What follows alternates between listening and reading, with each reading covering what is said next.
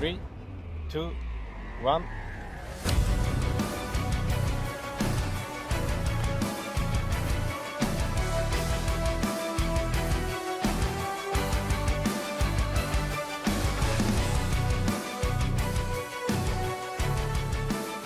Hey guys, and very welcome to this little video update on my BYD Atto 3 battery project.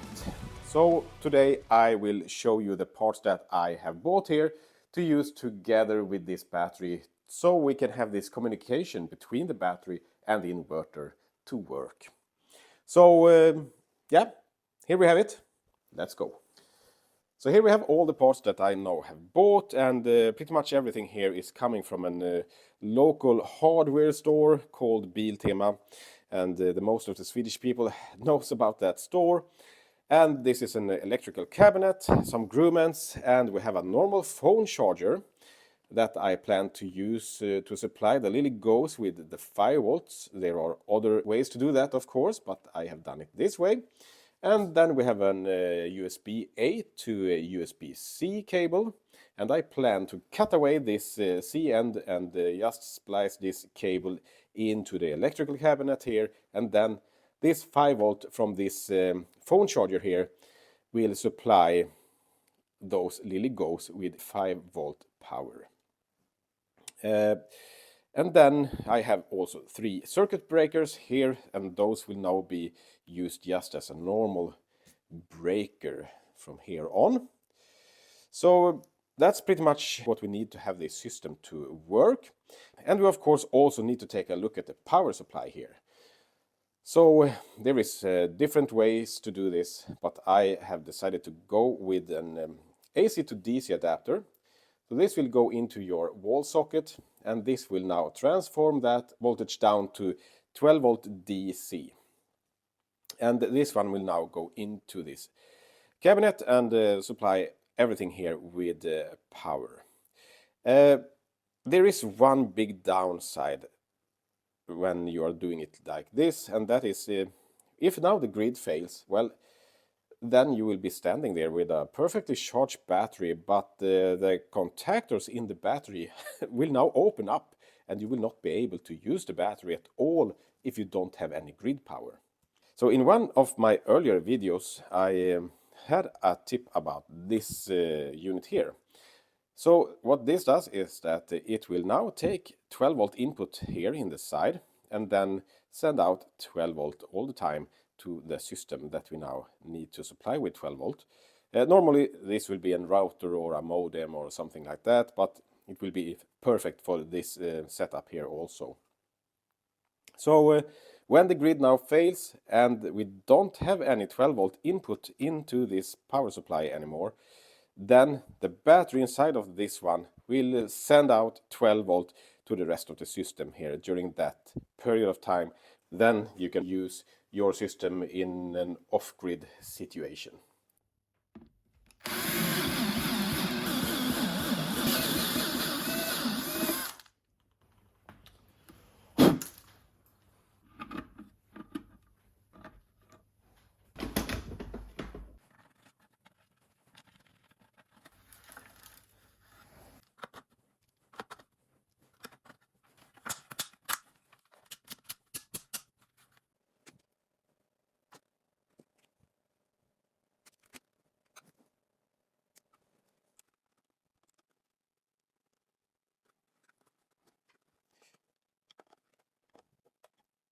So constant 12 volt, ignition 12 volt, and 5 volt to supply the LilyGos.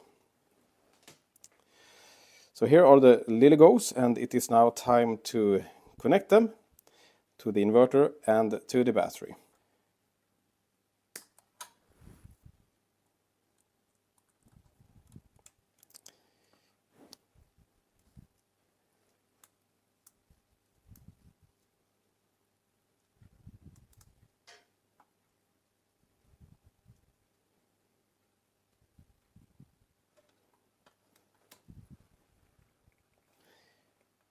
I will try to tighten them pretty well.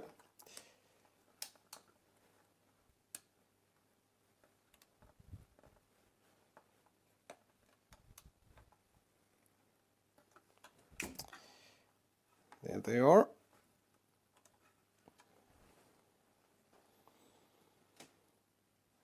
And then I also have this one that will be the serial communication between the boards. So that one will be like that. Yeah, you get the idea. And the 12 volt power, not the 12 volt, I mean the 5 volt power. You can actually supply them with 12 volt, but it has been reported that they can crash if you're doing so. So 5 volt seems to be working really nice. I have no problems with them in that configuration. So just double check here. Can high will be the blue one. Yeah, can high will go into that one. It's so easy to mess this up.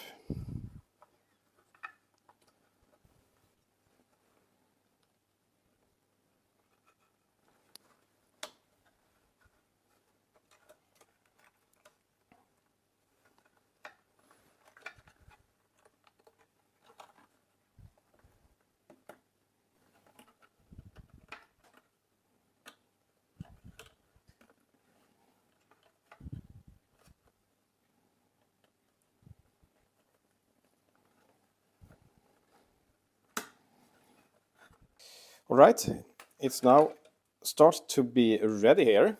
So all the wires are connected. Here are the wires that will go into the battery, and here are the wires that will go into the power supply. I will now just use a battery, the battery that I use for my screwdriver here. So I will now just take out this one, and then we can see that we have a plus mark on that one and a negative on that one. So red for positive and the black for negative. And let's make sure that we don't have anything that are in touch with each other here. So this will be the negative. No spark so far.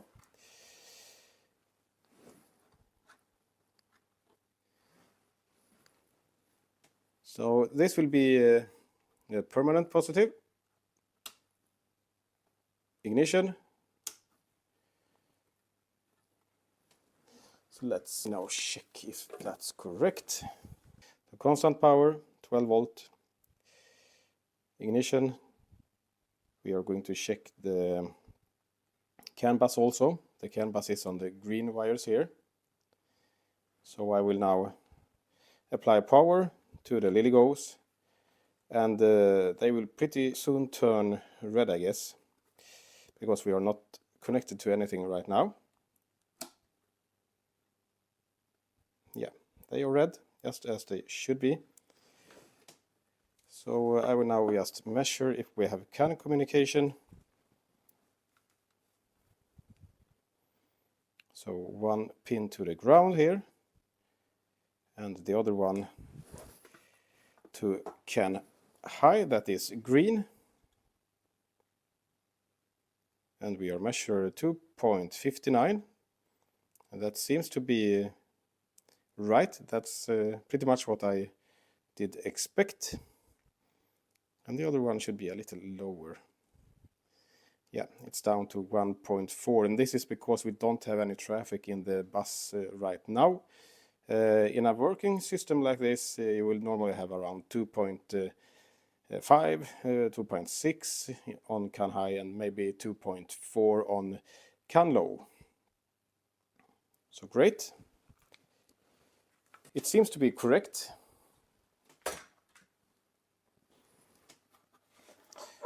So it seems to be working just as I am expecting here. So right now I am just going to turn off everything and disconnect the battery. And now it's time to just put on the cover here. And we should be good to go, I guess. That's more like it. So here we are, some days later, and I'm so sorry for the delay. I have been busy with both my work And we are also closing into Christmas. So yeah, you know how it is. Everything takes time there. Anyhow, sorry for the delay, but here it is. It's now ready built, and it's time to connect it to the battery on my trailer. But this is not the box that we are going to use. This box is one box that I built for you to look at, and also to a friend of mine who is even a little more crazy than I am. He have now bought 2 BYD Atto 3 batteries. So this box is for him, and I am going to help him out later on with his 120 kWh battery pack.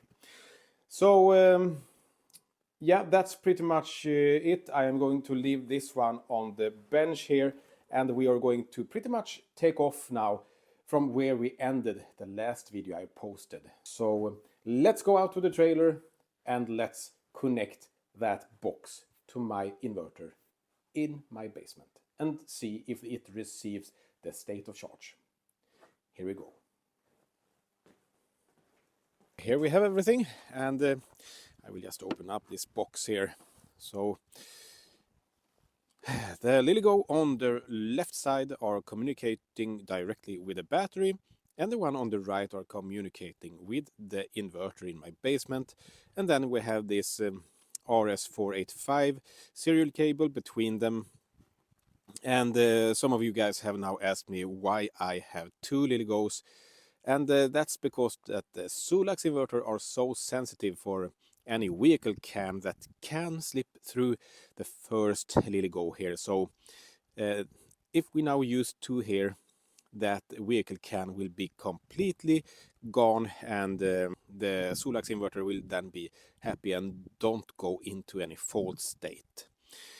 So let's now go down in my basement and just take a look at the inverter before we start the system up here.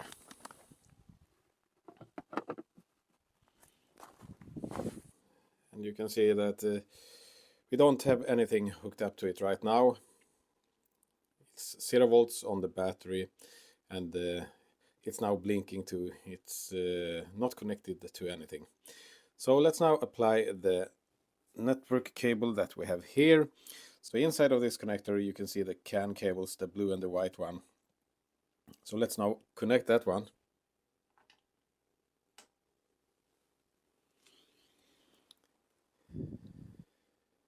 And we of course don't see anything yet. So let's now go out to the trailer again and apply some power to those LilyGos and the battery. So it's now time to turn on power to those LilyGos and the battery. So we are going to start to apply constant power to the BMS in the battery. Like so. And then we are going to put on the ignition to the battery. And still nothing is happening.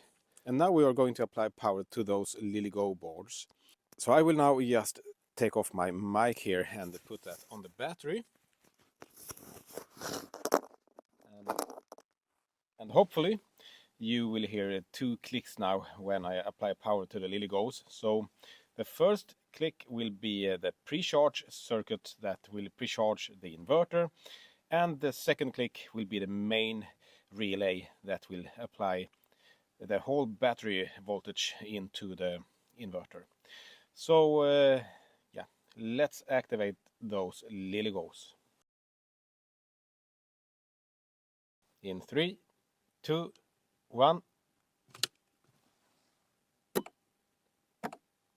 Yeah, there we have it, 2 clicks, and that's also indicating that the battery is fully functional, so it's not locked or frozen or anything from any crash data.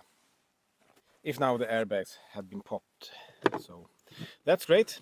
And you can see that we now have one green, that's the one that talks to the battery, and the other one that talks to the inverter are now red. So I am going to connect to those LilyGos and look at the events and see what we will find there. But before we do that, we are just going to run down to the basement again and turn on the inverter. now when we have those LilyGos up and running here.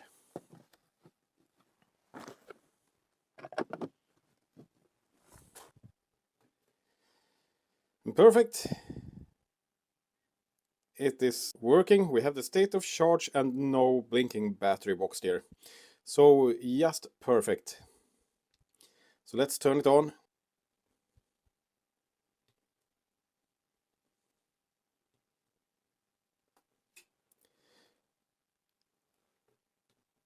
And the good thing with Sulax here is that you actually don't need any pre-charge circuit from the battery, because the inverter takes care of that itself. So that's really nice. So we just have to wait here, and then we can hear the pre-charge circuit at around 5 seconds to go there.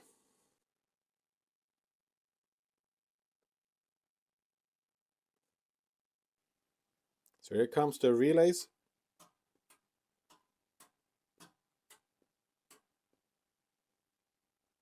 And we are up and running. And now you can see the power that the inverter takes from the battery. And this is the state of charge of the battery, of course. So I have sold some energy out to the grid today because we had extremely high energy prices today. So that's why. So let's now connect to the LilyGos and look at the battery status. So this is the emulator for the battery, the yellow one, and you can see that the whole screen here is yellow.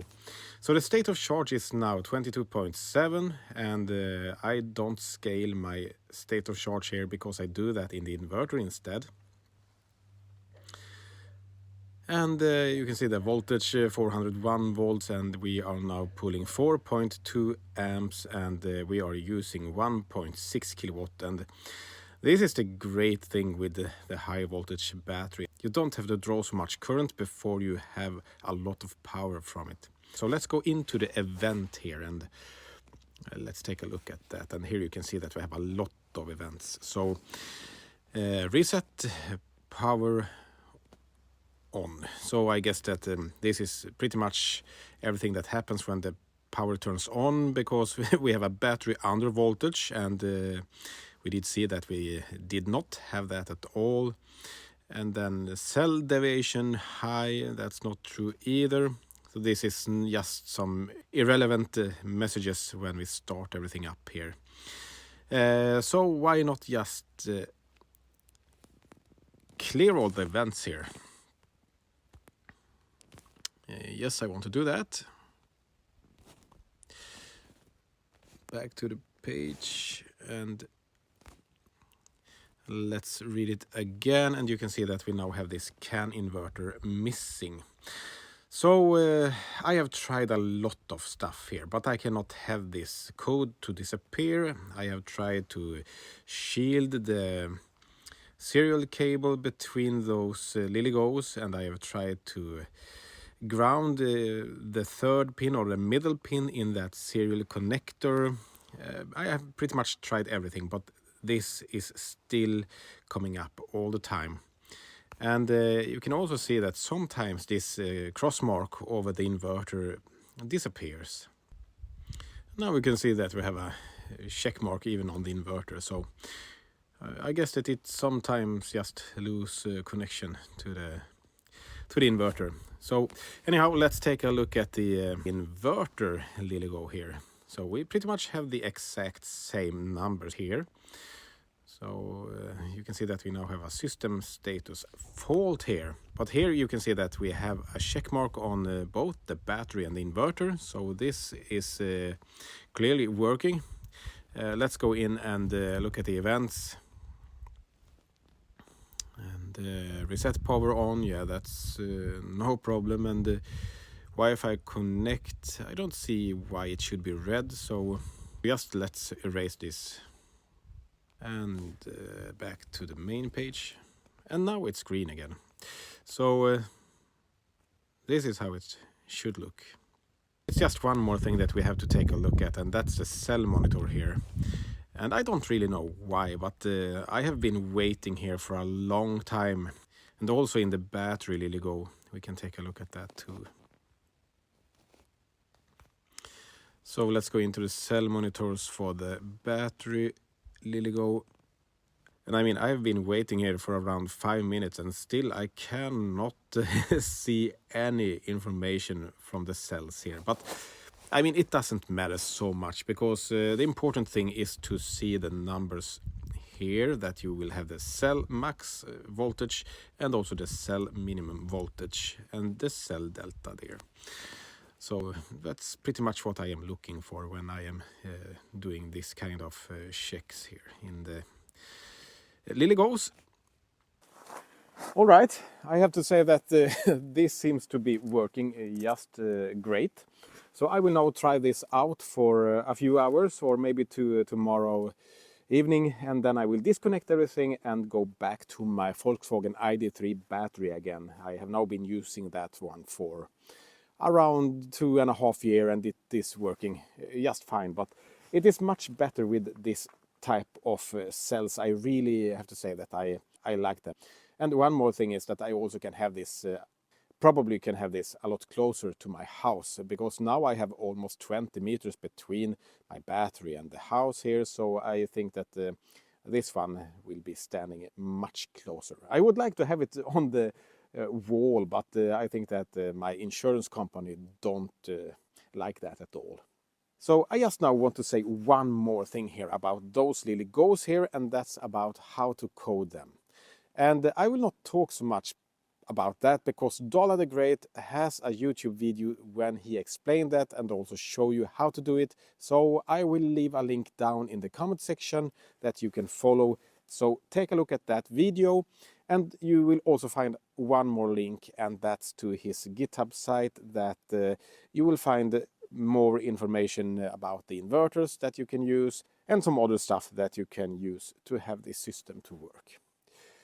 So with that said, thank you so much for watching. Don't forget to subscribe if you would like to see more of me and some other stuff that I am creating here. Then I see you next time. Take care, guys, and goodbye.